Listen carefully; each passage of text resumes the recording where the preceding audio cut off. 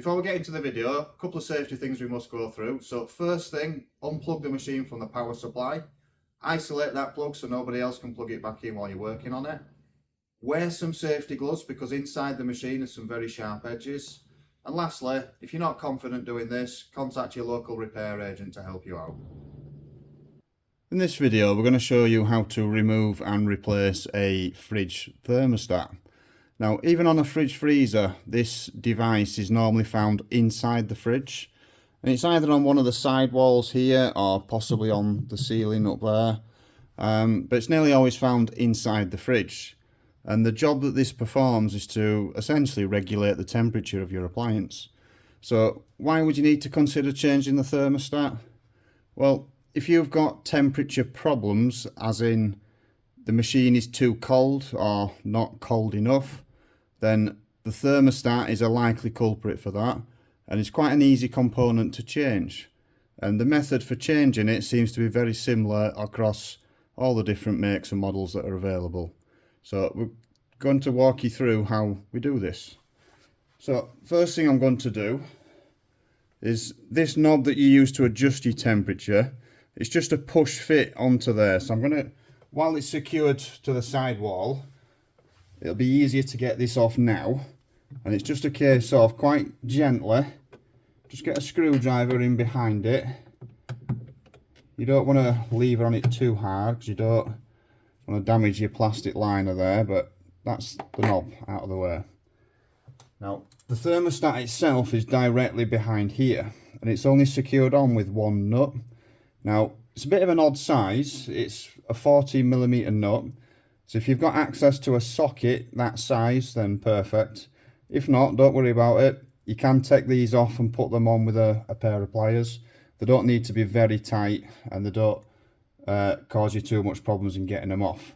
Now, what I'm going to do now is I'm just going to loosen it but not take it off. I want to just get it in a position where I can just spin it off with my finger when I need to.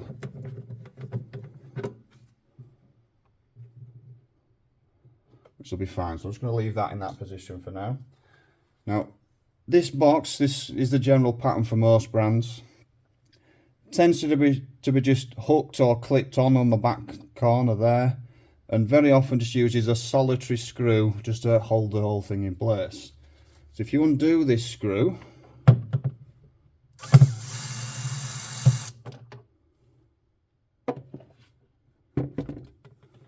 then the whole thing should just come off in your hand. Just want to save that screw. Now, the actual thermostat, I'll just pull this away. It's just here. So this is your thermostat. You've 3 connections going to it and what we call an earth wire. This will be a very good opportunity to take a photograph of this, because it is very important you get these wires back on in the right way, otherwise it won't work properly.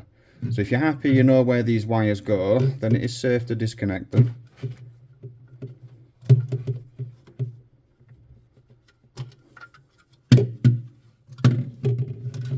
Now, the thermostat has got this long trailing, looks like a wire.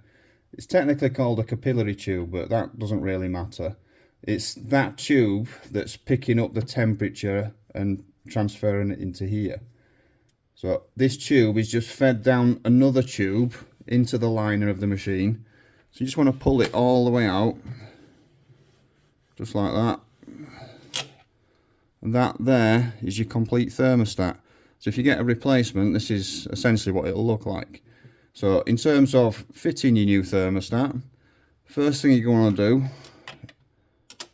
is just very gently, and you must do it gently because it's only aluminium is this, is just feed this down the tube until it stops. You don't want to put any real force into this. As soon as you feel some resistance, you want to stop.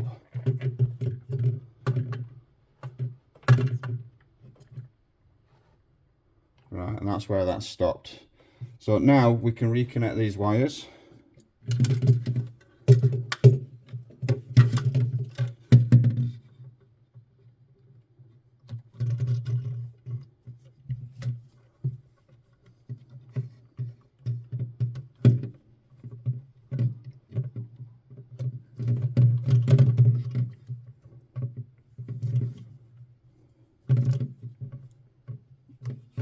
So electrically it's now connected back up.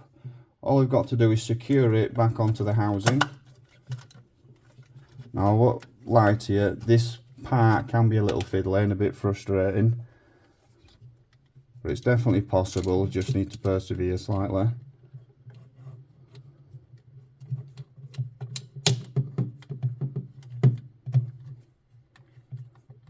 I think we've got that started. No, we haven't. Like I said, it is a little fiddly as this.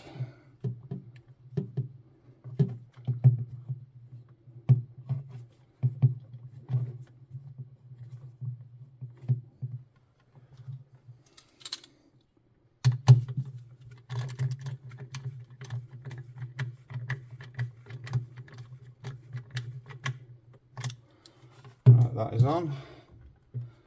So now we just need to reattach it to the wall. And like I said, I don't know if you can see on camera, if I just twist it around slightly, these are the two hooks that fasten into there. So we want to line it up there first. Then we want to make sure that all the wires are not going to get caught when we push it back up towards the wall. So now we're in a position where we can put the screw back in.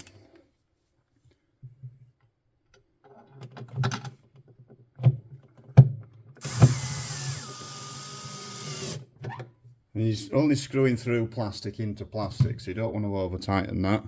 Might be safer to use a handheld screwdriver. Now all we need to do is attach the knob.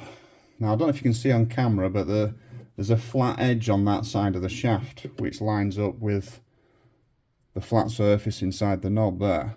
So if I just push that back on, and that is your thermostat replaced. Now just before I leave you, there is one little bit of advice I want to pass on to you. This knob that you use to adjust the temperature is graded in numbers from 1 to 6. Now those numbers are not temperatures, it's just a grading scale. So number 1 is the warmest setting, number 6 is the coldest setting. Now for me, a normal setting would be anywhere between 3 and 4. So I would always start off on 3. But the bit of advice I want to impart on you is when you do anything that affects the temperature of a fridge freezer, nothing happens quickly. It all takes a bit of time to settle down and adjust. So I personally would set it at number 3 and then just see how you go with it for a day or two. If you find it's not cold enough, then turn it up. If you find it's too cold, then turn it down. And each time you make an adjustment on there, just give it a day or two just to settle down. But essentially, that is how you remove and replace a thermostat.